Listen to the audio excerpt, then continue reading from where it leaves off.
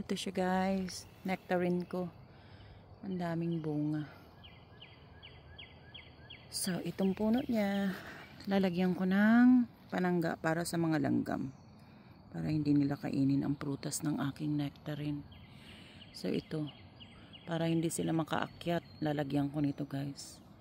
Kasi sila lang nakakaubos ng bunga ng aking nectarine. Ang dami-dami pa namang bunga. Yan o. So yung mga fruits ko lalagyan ko nito para protektahan sa langgam. So yan na siya guys. So una nilagay ko yung dinikit ko siya.